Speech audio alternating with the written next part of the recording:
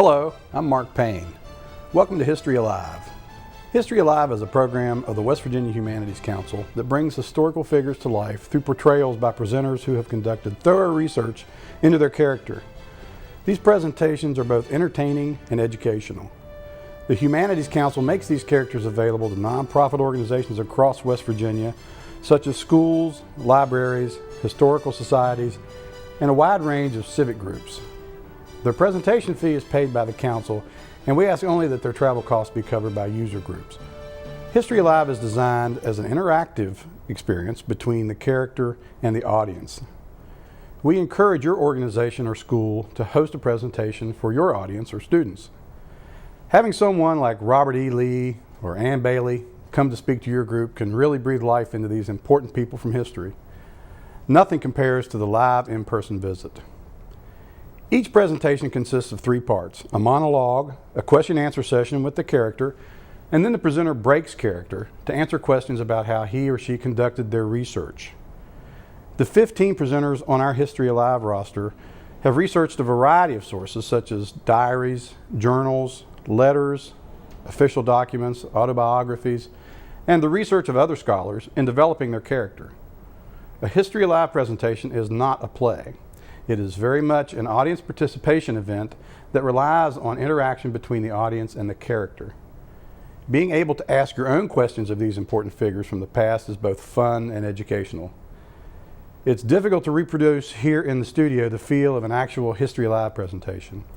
Without an audience to ask questions, we will depart from the usual format, and that means our guests will sit with me and answer a few questions after the monologue. But we hope to give a sample of how a History Alive presentation can add to the offerings at your school or organization. There will be information on the screen at the end of this program for how to contact the Humanities Council about bringing a History Alive character to your community. Now let's welcome today's guest from history. We are honored to have with us Mrs. Mary Todd Lincoln. I first saw Abraham Lincoln across a crowded dance floor. Now, I want you to know that that is not the place that Mr. Lincoln appears to his best advantage. Oh, no. Now, if you were to see him down at Josh Speed's store swapping stories or arguing a case in a court of law, why, there's not a lawyer in the state of Illinois, perhaps this whole country, that could touch him. But on a dance floor, well, he stood out, I'll give him that. At 6'4", he towered above the other gentlemen. And then there was the manner of his dress. Well, he was wearing, I remember, a swallowtail coat, and well, I'm not sure that that tail covered everything it was supposed to. And then his sleeves hit him about here. And as for his pant legs, well, let's just say that he could have waded across any stream in Sangamon County and not gotten his trousers wet. Now, my friend said to me, "Look, Mary Todd, Mr. Lincoln has taken a great deal of care with his dress this evening. Why, his socks actually match." Well, I want you to know that everything about me matched that evening. I was in pink from head to toe, pink satin roses in my hair, a pink satin dress, and little lovely new pink satin slippers. Well, Mr. Lincoln must have liked what he saw, because he screwed up his courage and he walked across that floor and he bent down. He had to bend down, and he said, "Miss Todd, I'd like to dance with you in the worst way." Well, that is precisely how the man danced. Now, ladies, I don't know if any of you have ever had this experience of dancing with a gentleman who is stepping on your new pink satin slippers, but I learned at Madame Mantel's boarding school how you deal with this sort of social situation. And what you do, a little bit of advice, is you engage the gentleman in sparkling conversation. Well, sparkling conversation with a lady was hardly Mr. Lincoln's forte either, but I did get to him to telling me that he had been studying geometry on his own, studying Euclid. Now, here is a man, I want you to know, that has less than 1 year of formal education, and he is teaching himself geometry. Well, the very next day, he walked up the hill to my sister's fine house, that's who I was staying with at the time, in Springfield, and he had that geometry book under his arm. Well, pretty soon he was making that same trip up the hill every evening, and he was leaving that geometry book at home. Well, I'm sure you ladies know what that means. Well, my sisters did not approve of the match, I want you to know. My sister Ann said, "Well, Mary, he has the plainest face in Springfield." And I said, "I am not marrying him for his pretty face. I'm going to marry him because he's going to be President of the United States someday." Well, you should have heard them laugh about that. They just couldn't believe me. But I knew, I saw something there that I think a lot of other people didn't see at the time. Now, Mr. Lincoln and I had our misunderstandings, of course, during our courtship, and, well, he wasn't the only gentleman that made that trip up the hill to my sister's house to call on me. In fact, his chief rival was none other than Stephen Douglas. Now, Mr. Douglas was as different as Mr. Lincoln as night from day. Mr. Douglas stood about, 5'2", and he always wore immaculately tailored clothes, and he knew how to dance with a lady and carry on sparkling conversation at the same time. But I always preferred Mr. Lincoln, even though my sister and her husband promoted the match with Douglas. Well, after some trials and tribulations, because as you know, the course of true love never runs smooth, Mr. Lincoln and I decided that we would slip off to Reverend Dresser's house and be married privately, just the two of us, and the Reverend and his wife. Well, Mr. Lincoln, of course, ran into my brother-in-law the day before the wedding and spilled the beans. And so my sisters flew into a tizzy putting together a wedding in about, less than 24 hours. The cakes were still warm when we cut into them. It was November 4th, 1842. It was raining cats and dogs outside, and Mr. Lincoln put this ring on my finger. Inscribed, it says, "Love is eternal." I have never taken that ring off. Now, we set up housekeeping, I guess you would call it, in an 8 by 12-foot room at a boarding house, and we lived there until our son Robert was born. And then I said, "Mr. Lincoln, a boarding house is no place to raise a child." So that's when we bought the house down at 8th and Jackson, where we lived until we moved to the White House. Now, those years, the Springfield years, were very busy years for us. Mr. Lincoln, he was busy building a law practice. I was busy raising the family, often on my own because he had to travel around following the court wherever it was in session. And then politics were always a part of our lives because that was one thing that we shared and we worked on together. Well, in 1858, Mr. Lincoln challenged none other than Senator Stephen Douglas to a series of debates across the whole state of Illinois. The issue was slavery. Mr. Lincoln said, "A house divided against itself cannot stand." Now, Mr. Lincoln won those debates, and I'm not the only one who thinks so, but Mr. Douglas won the Senate seat. But Mr. Lincoln captured the attention of the American people with those debates, and 2 years later, when the Republican Party met in Chicago, who did they nominate to be their candidate for the presidency of the United States? Abraham Lincoln. Now, the Democrats, they nominated Stephen Douglas. And, well, the Southern Democrats weren't happy with that one. So they decided that they needed their own candidate, and they nominated a gentleman by the name of Breckinridge, a gentleman from Kentucky who, well, used to come and call on me a time or two in Lexington. So I want you to think about that. Think about that. This is probably the only time in history that any woman will be able to say that she was courted by 3 gentlemen who ended up running against each other for the presidency of the United States.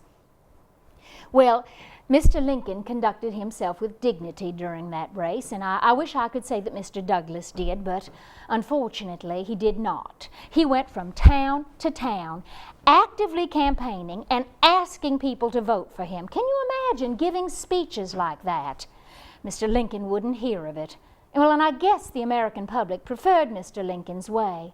because that night, Mr. Lincoln, when the election results were all coming in, he went to the telegraph office to wait for the results. And when they came in and he knew that he had won, he said, "I better get home. There's a little lady back there who's more interested in this than I am." And he came running home and he said, "Mary, Mary, we are elected. We." And it's probably the last time that we were involved in the whole political government process together, because as soon as we got to Washington, while he was surrounded by all of these cabinet members and generals and people wanting him to make decisions, and frankly, I felt left out. Oh, I found ways to amuse myself, of course. I shopped a lot, and of course you would too. If your husband had a job as President of the United States and you were expected to entertain, I dare say you'd spend a little bit of money on clothes. People faulted me for that, I know. They also faulted me for my redecorating scheme. But when I got to the White House, I want you to know that my sisters and I walked through, and what I saw was 18 rooms of dilapidated furniture, threadbare carpeting. Why, draperies have been hanging there since the time of Washington, I bet. And I set out to completely remodel it. Well, do you think the American people thanked me for all my efforts?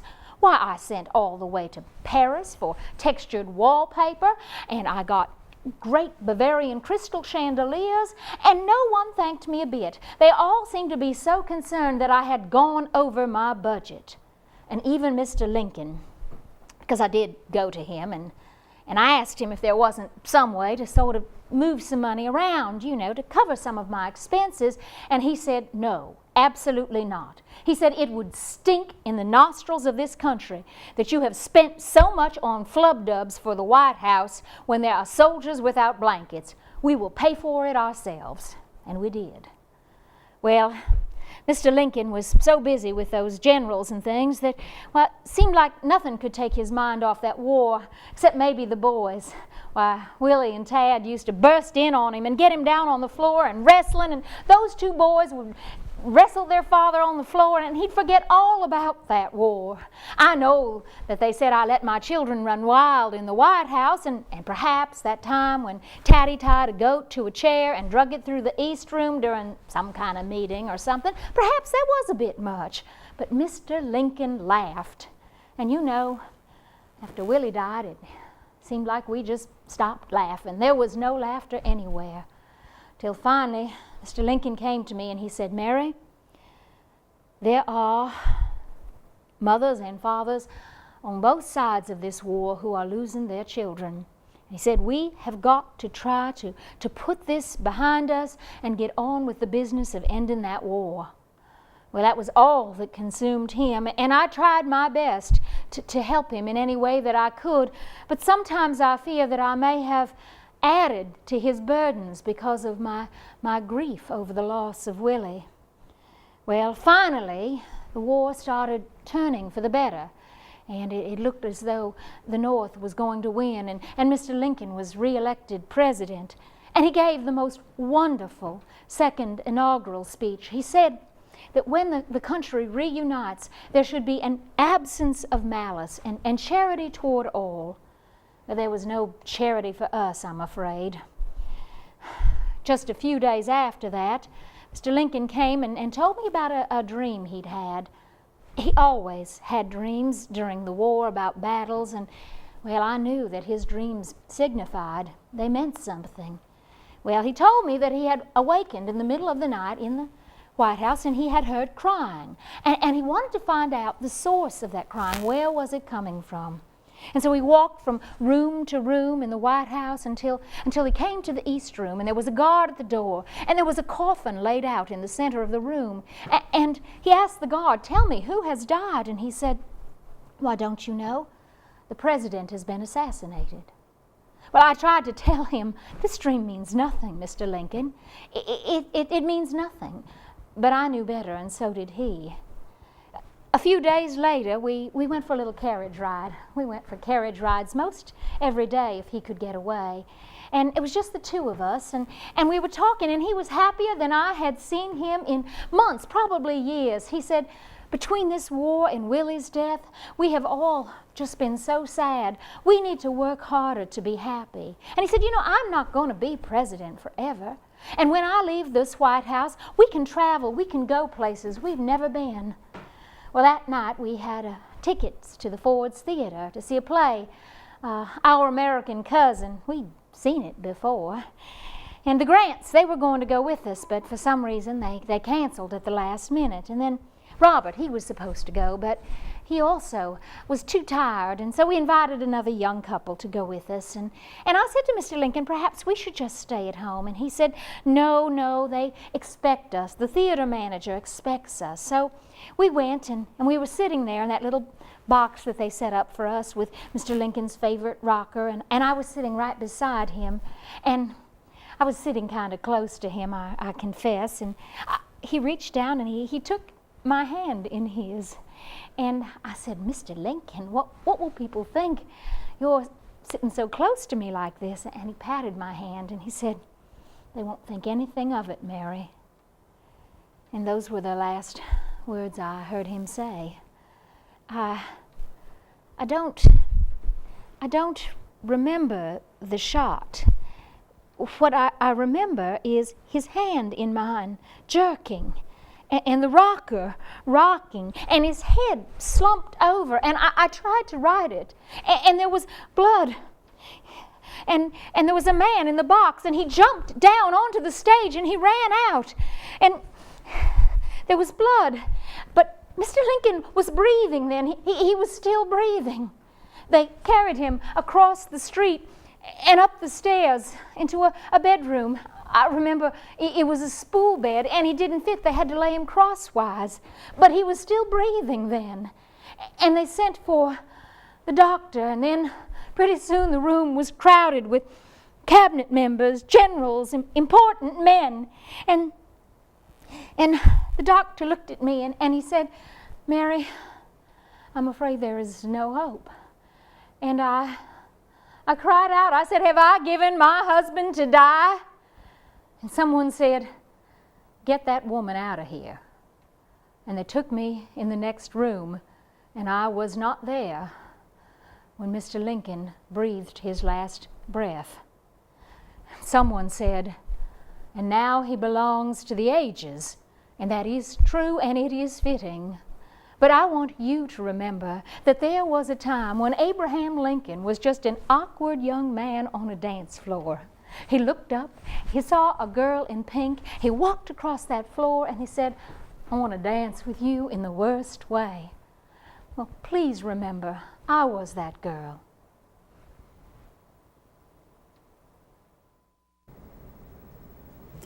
We're back with Mrs. Mary Todd Lincoln. And Mrs. Lincoln, I would certainly like to thank you for taking time out of your busy schedule to join us today. You have agreed to answer just a few questions with us, and I know that there were, at the time of the Civil War, there were many families were torn apart during the war with brothers fighting against brothers, and I understand that that was true in your own family. Did that cause any problems for you and or Mr. Lincoln? Well, it did, I would have to say. I always want to make this clear that it was primarily my half-brothers, not my full brothers, who fought for the South. It was the children of my stepmother, and I think she influenced them greatly. But several of them died while I was in the White House, and of course I could not grieve for them. To show any sort of public sign of affection for them would be considered treasonous, and in truth I didn't grieve for them because they would have killed my husband had they been given the chance. But my sister, my little sister Emily, she was one of my favorites, and she her husband died, and she was coming back to Kentucky to be with her mother, and she asked for safe conduct, but when she crossed the line, the Union soldiers said, well, you will have to take an oath of allegiance, and she refused. And so she came to the White House, Mr. Lincoln. They sent him a telegram, and he said, well, send her to me. And so she was there with us in the White House for well, several weeks, and she had this habit of when the generals would come to visit, sort of challenging them and getting into arguments with them. And Mr. Lincoln was asked to have her leave, but he refused. He said the White House may be the White House, but it is also our home. But eventually she decided that perhaps she should go back to Kentucky. Speaking of some of the generals there, I know that Mr. Lincoln had quite a time in finding and settling on the right general, and I was just curious if did you have any opinions on about the men that he chose to lead the Union Army? Oh, I certainly did, and I didn't hesitate to tell him either. I remember now McClellan. Now that one, he could have won that war if he had just been willing to go out and fight. He just hung out in Washington having parties and entertaining and would never follow up on anything. I remember one time Mr. Lincoln went to call on him in his home because McClellan said he had some sort of secret for ending the war and he wouldn't even tell the president. Well, McClellan was out for the evening. Mr. Lincoln sat in the parlor, and when General McClellan came in, his servant said, "The president is waiting for you," and he said, "Tell him I've gone to bed," and went on up and left the president cooling his heels. Now, Grant, they all thought he was the most wonderful thing, but I'll tell you what I thought. He was a common butcher. He lost 2 Union soldiers for every rebel he killed, and if that war had gone on much longer, he would have totally depopulated the North of men. I know that this might be a very painful subject for you, but I understand that you were not long ago released from a private sanitarium, and that possibly your son Robert may have had something to do with that in your stay there. Would you mind talking with us just briefly about that? Well, I suppose. I spent 3 months, 3 weeks, and 3 days in a lovely little hotel in the country with bars on the windows, courtesy of my son Robert, who had me tried for insanity.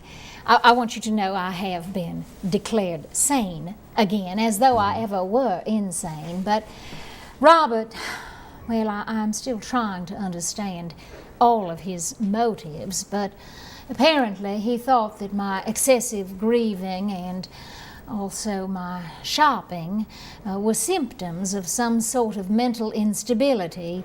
And this all came to a head, well, it was around the anniversary of Mr. Lincoln's death, and I began to get sort of worried that something would happen to Robert. He was the only one left to me after I lost both Willie and Tad, and he seemed to think that this was unfounded and that I was engaging in, I guess, irrational behavior at the time, and I may have been acting a little strangely. Well, I think that would certainly be understandable, too, in your situation. I want to change topics just here for a second, and there was a young lady from St. Albans, West Virginia, who was married to Union General Ord, and I understand that you met her one time when you went to tour the battlefield with your husband, and I was just curious, as we're here in West Virginia, what your opinion of Mrs. Ord was. You aren't kin to her, are you? No, I'm not. Oh, well, good. I don't think. Well, I hate to speak ill of anyone, but, well, that woman was a shameless hussy. I mean, my husband was surveying the troops in an official capacity, and I was trying to get there to go along with him. And when I arrived after this terrible carriage ride where I hit my head several times, I look up and there she is riding on horseback right alongside the president, just as big as you please. Well, I told General Grant that he should fire General Ord, and he refused. And in fact, they just sort of came up with some excuse to send me back to Washington and get me out of the way. But I didn't think much of her, not one bit. Okay. Well, at this point, I'd like to welcome the presenter of Mary Todd Lincoln, and that is Arla Ralston. Arla Ralston is a very talented lady who lives in Charleston and has been on the roster of the History Live program of the Humanities Council now for several years. Quite a few. I'll leave it at several. And I can't remember. But here in the last 3 or 4 minutes that we have, I'd like to ask you, what was it about Mary Todd Lincoln that made you want to research her and do her as a historical characterization? Well, I think it was because there are so many different versions of her, depending on who you read and what historian is talking about her. And so the general public, I think, had this image of her as kind of a shrew in a way, who terrorized Lincoln and who was mentally unstable and who shopped a lot. And some of that is very true. But I thought it was a real challenge to kind of sort through all of that and try and figure out who she was, because given everything she did, she was pretty remarkable too. How did you go about collecting your research for her? There's so much material, I would imagine, or at least comparatively to some other historical figures, that how did you go about sifting through? Well, there's a lot material? on the Lincolns, and of course more on Mr. Lincoln, and I tried to read as much of that as I could. I went to the Library of Congress because I like to use as much as possible things that were written contemporaneously. And so I went there and I looked at a number of the letters that she received. There aren't a lot of existing letters of Mrs. Lincoln's.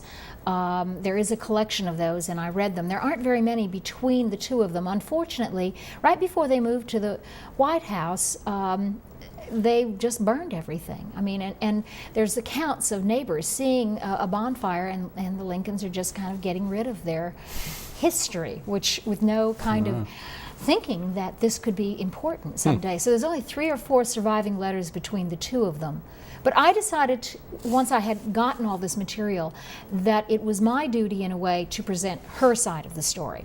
And so the accounts that I relied on, particularly for the courtship and the marriage and some of the other things, were written by her family members and their version of what happened. And so some people might think that they were not entirely accurate, but with history it's hard to say what is the accurate version. Right. And just exactly what were her circumstances at the end of her life? When did she die, and what was her situation? She survived Mr. Lincoln for quite a few years. He died in 1865, and she lived until 1882. She traveled around a bit, never seemed to settle in one place, refused to go back to Springfield, too many memories, although in the end that's where she ended up, because she had been in Europe and she had some kind of an injury, and she may have had diabetes, they think. She was going blind, and so the last few months or 2 years she was in this little room in the house where she was married, with her sister taking care of her. It was a dark room, and the neighbors all called her that crazy lady. And that's where she died. And that was in what year? 1882. 1882. Well, Arla, I really want to take the chance to thank you for being here today. I think that West Virginia is certainly fortunate to have such a collection of very talented and committed scholars and people who are involved in our History Live program for the Humanities Council. And so once again, I would like to remind everyone that we're helping to keep you informed on the Library Television Network. And I want to thank you for watching, once again, History Alive.